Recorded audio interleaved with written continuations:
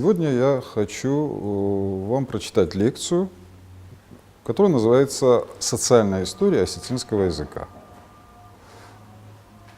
При этом надо уточнить, что значит социальная история осетинского языка. Дело в том, что об истории осетинского языка можно рассказывать в двух аспектах.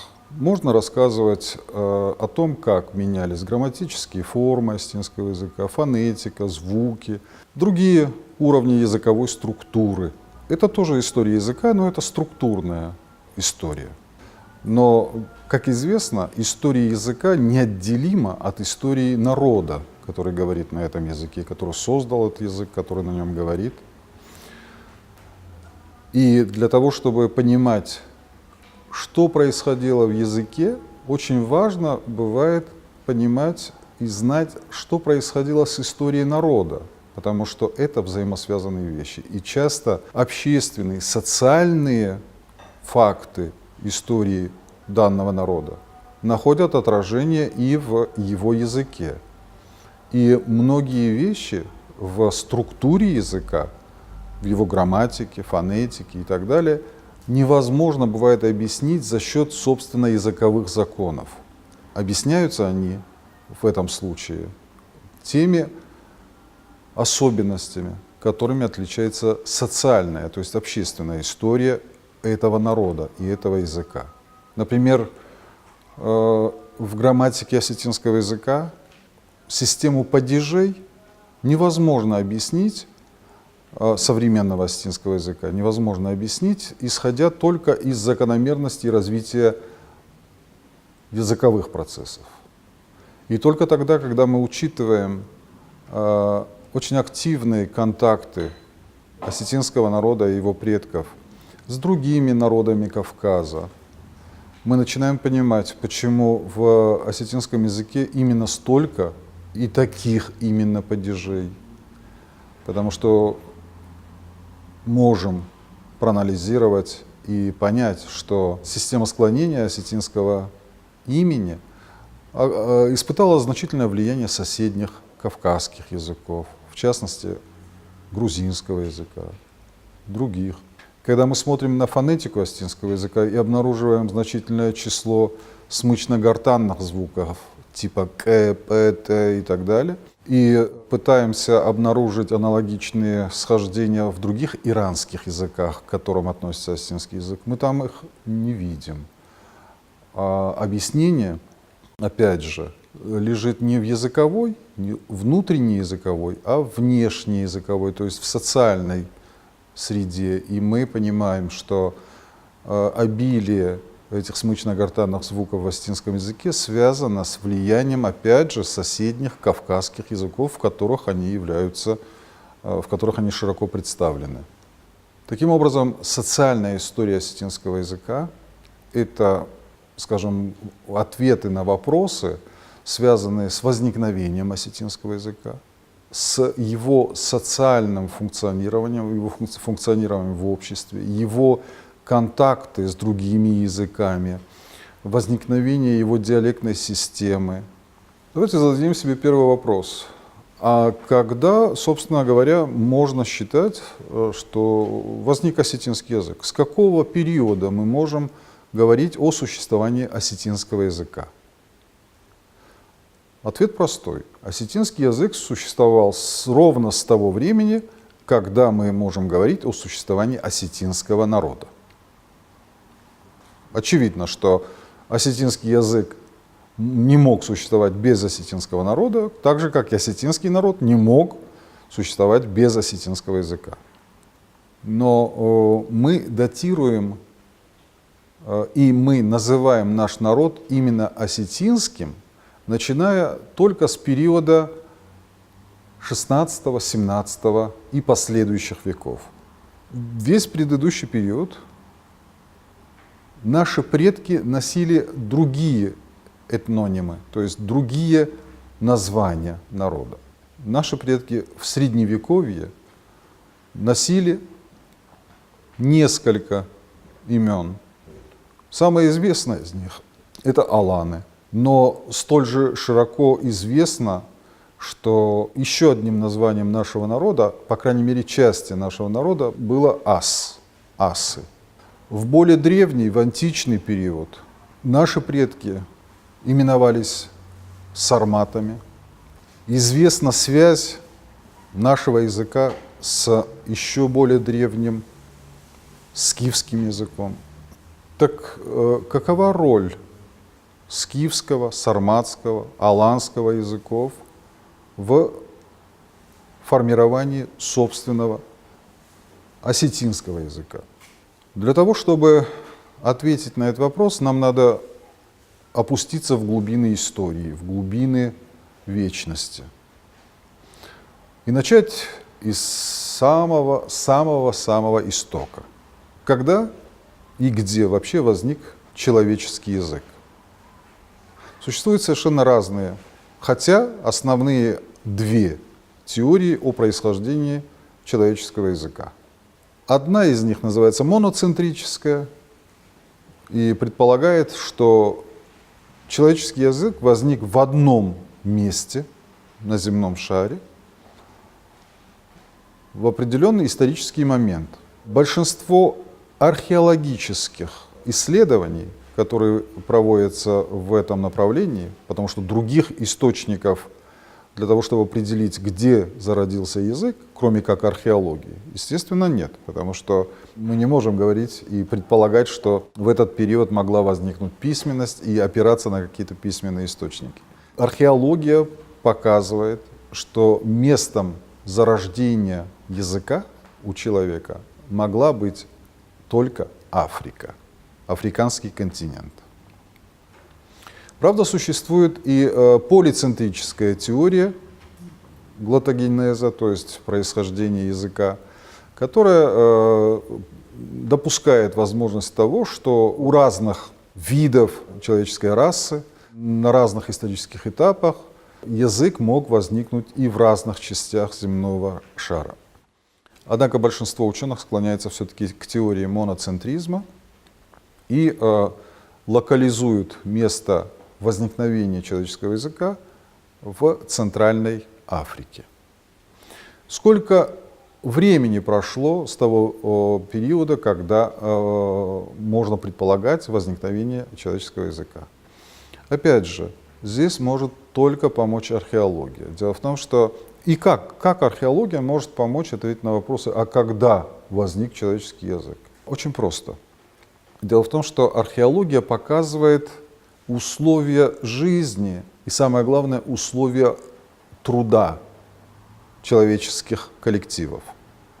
И там, где человек уже занимался коллективной работой,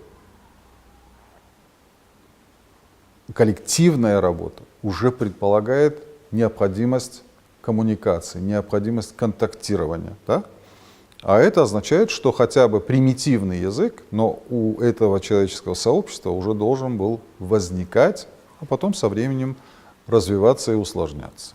Так вот, датировка возникновения первого человеческого языка в современном понимании, потому что вы понимаете, что язык есть даже у животных, да? У разных видов животных в разной степени развитый. Так вот, датировка возникновения человеческого языка, она очень сильно разнится у разных ученых. Одни предполагают, самая, скажем, глубокая по времени датировка относит период возникновения человеческого языка к уровню около 100 тысяч лет назад. А другая крайняя точка датировки намного ближе к нашему времени и ориентирует нас на 30 тысяч лет назад. Таким образом, то, что касается места и ориентировочно времени возникновения человеческого языка. Африка, период от 30 до 100 тысяч лет от нашего времени.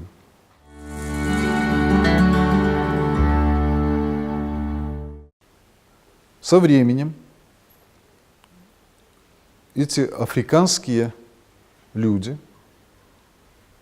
начали постепенно осваивать континент. И в какой-то период, который трудно сейчас датировать, несколько десятков тысяч лет назад, их часть перешла, может быть, даже не заметив этого, через узкий перешеек, который соединял африканский и азиатский континенты, то есть Суэцкий перешеек, там, где сейчас находится Суэцкий канал, и вышли на просторы Ближнего Востока. Эти волны переселенцев из Африки перекатывались в Азию, на Ближний Восток, там, где сейчас находится Израиль, Сирия, Ливан, Саудовская Аравия, другие страны, перекатывались волнами на протяжении многих тысячелетий. И вот в этом ареале Ближнего Востока со временем накопилась огромная масса народонаселения, которая говорила на одном языке и имела общие культурные черты. Этот народ в науке называется ностратический. От латинского слова «ностер», то есть «наш». Почему «наш»? Потому что это предки практически всех народов современной Европы и Азии. Накопление вот этого народонаселения шло достаточно долго, как я уже сказал. К определенному периоду масса стала критической.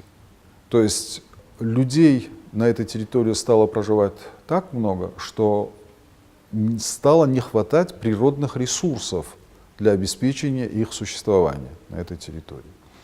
И началось постепенное расселение частей этого ностратического народа в разные стороны от своей ближневосточной прародины. Одна часть отправилась на юго-восток, на полуостров Индостан, и их потомки сегодня живут в современной Индии, вообще на полуострове Индостан, и называются дравиды, дравидийские народы.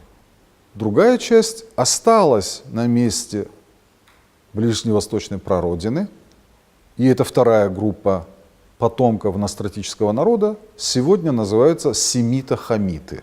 Семито-хамитские народы, говорящие на семито-хамитских языках. Наиболее известные из них это евреи и арабы. Третья группа ностратического народа отправилась на северо-восток, где, дойдя до Алтая, разделилась на две части. Одна переместилась на запад, на Урал, а другая на восток, вплоть до Японии. Вот эти две группы дали начало современным алтайским языкам и народам и уральским языкам и народам. К алтайским можно назвать тот же монгольский, тибетский и так далее языки, которые расположены на Дальнем Востоке. Скажем так, к востоку от Алтая. Наиболее известный из уральских языков это, в частности, тюркские языки, турецкий, узбекский, казахский, туркменский, балкарский, карачаевский, татарский, башкирский, турецкий, азербайджанский и так далее. Это вы привыкли сейчас воспринимать, что тюркские народы живут там, где вы их знаете. То есть в Турции, в Азербайджане, на Северном Кавказе, на Поволжье, в Средней Азии. Но это сегодняшняя ситуация. Предыдущим пунктом их проживания был Урал. Часть, как вы понимаете, сохранила вот этот предпоследний пункт своей локализации. В частности, башкиры живут практически на Урале. Наконец, еще одна группа ностратического народа направилась на северо-запад.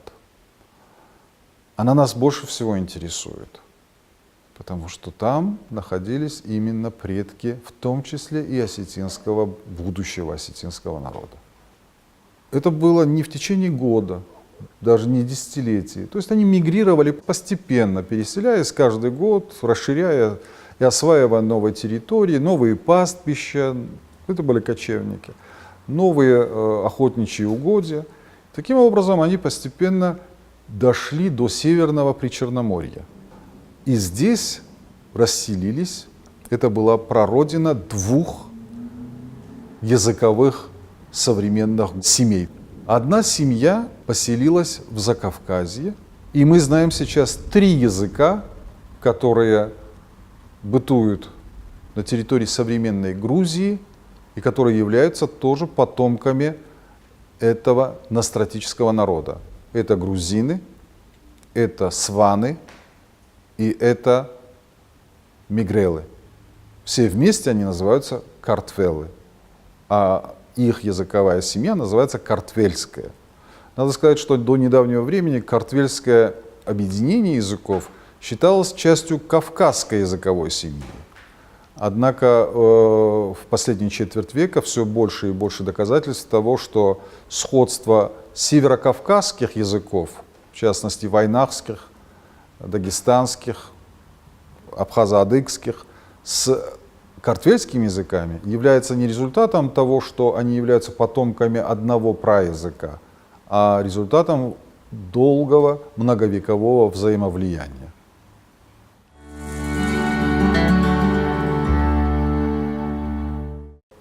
Еще раз напомню, что из этой северо-западной группы ностратического народа, которая пришла сюда, в Северное Причерноморье, одна группа выделилась и дала рождение картвельской языковой семье. Другая часть, самая большая, самая значительная, это произошло приблизительно около 11 тысячелетия до нашей эры, то есть где-то 13 тысяч лет назад. По историческим меркам вполне небольшой отрезок времени. Вот вторая группа, пришедшая сюда, дала рождение народам и языкам, на которых сейчас говорит 72% населения земного шара. Эта семья называется индоевропейская. Почему она называется индоевропейской? Почему она именно так называется? Дело в том, что приблизительно в 4 тысячелетии до нашей эры этот индоевропейский народ, который говорил на определенном языке и имел, скажем, общую культуру, и начал распадаться. И его части этого индоевропейского народа начали расселяться и на восток, и на запад. Путь миграции был такой: Северное Причерноморье, отправная точка, на юго-восток, Средняя Азия, Иранское Нагорье и Индия. То есть вот так растеклась на восток индоевропейская волна, начиная с 4 тысячелетия до нашей эры. Возникшие впоследствии мощные античные государства Востока являются продуктом деятельности именно этих индоевропейских народов, то есть древняя Персия, Мидия, Парфия – это как раз индоевропейцы. Часть из них перевалила через горы Гиндукуша и перешла в Индию. И сейчас индийцы делятся на две основные языковые семьи. Первые – это дравиды, о которых я уже говорил, которые переселились туда. Это тоже часть ностратического народа, которая переселилась туда прямо с Ближнего Востока. А вторая часть индийцев – это потомки тех индоевропейцев, которые переселились туда, обратно вернувшись из Европы, то есть отсюда, через Среднюю Азию, через Иранское Нагорье, придя в Индию. Это индоарийская языковая группа. Входят в нее десятки языков современной Индии. Наиболее известный из них – это хинди. Другая часть, остававшаяся на территории Северного Причерноморья, также постепенно начала расселяться, но на запад. И в этом переселении, которое происходило в течение 3-го, 2-го, даже 1-го тысячелетия до нашей эры, части индоевропейского народа дошли до самой западной оконечности европейского континента, до Атлантического океана, там, где сейчас находится Португалия.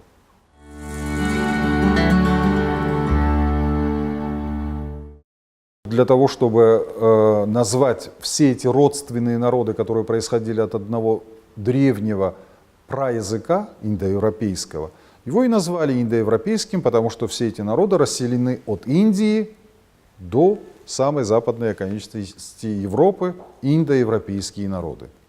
В индоевропейские народы, помимо тех восточных, которые я назвал, но я назвал, конечно, не все, входят еще несколько языковых групп, представители которых живут в Восточной и в Западной Европе. Это индоевропейцы, это германцы, то есть немцы, англичане, голландцы, фламандцы, шведы, норвежцы, датчане и так далее. Это романцы, то есть итальянцы, французы, португальцы, испанцы, ретро-романцы и так далее. Это кельты, кельтские народы и языки, ирландцы, валлийцы, шотландцы и так далее, бретонцы, балтийские языки, латышский и литовский, славянские языки.